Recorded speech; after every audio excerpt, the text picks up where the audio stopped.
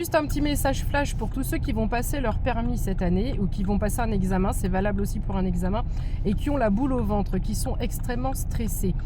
Si tu n'es pas jeune toi-même mais que tu connais des jeunes dans cette situation, est-ce que tu peux soit transmettre le message ou republier la vidéo, tu fais comme tu veux, mais n'hésitez pas à passer ce message autour de vous. Le conseil, c'est le suivant. Quand j'ai passé mon permis, alors je te parle de ça il y a au moins 30 piges, hein, j'avais pas du tout la confiance en moi et l'estime de moi que j'ai maintenant, et j'étais tétanisée de peur. Mais quand je te dis tétanisée de peur, je me suis même demandé si j'allais y aller, parce que pour moi j'allais le rater. J'étais vraiment hyper stressée et j'étais une personne hyper angoissée. Si c'est ton cas, par exemple, que tu passes le permis ou peu importe quoi d'autre, mais je te donne ce que j'ai fait pour le permis. Je me suis dit, si j'inverse pas ma façon de penser, si je n'y vais pas avec un autre mental que celui du stress, parce qu'on sait très bien que le stress, ça nous fait perdre nos moyens, c'est l'échec assuré. Donc, ce que j'ai fait, quand j'ai passé le permis, la conduite, je te parle de la conduite, parce qu'après, l'écrit, tout ça, là, c'est différent, puis maintenant, c'est plus comme à l'époque, donc je te conseillerais pas là-dessus, et puis tu as le temps de te poser, de réfléchir, c'est pas pareil.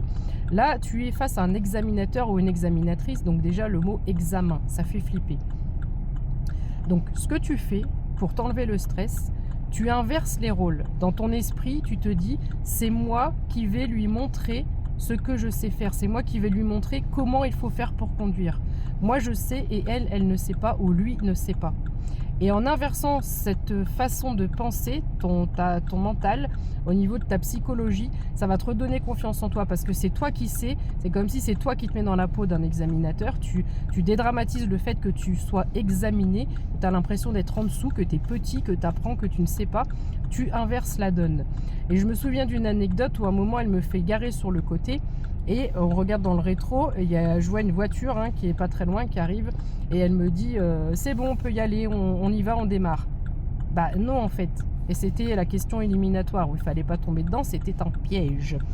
Parce qu'en fait, tu es maître de ton véhicule, tu es maître de tes actions. Donc, si tu estimes que tu n'as pas le temps de passer, eh ben, tu dis non, et voilà. Donc ça peut être des questions pièges aussi. Mais le fait de renverser cette situation et de te mettre dans la peau de l'autre, ça t'enlève l'angoisse, ça t'enlève le stress. Je vais te montrer comment il faut faire. C'est pas je suis examiné, oh là là, je suis stressé, je vais pas y arriver. C'est je te montre comment il faut faire. Voilà. Parce que je sais, parce que j'ai confiance en moi.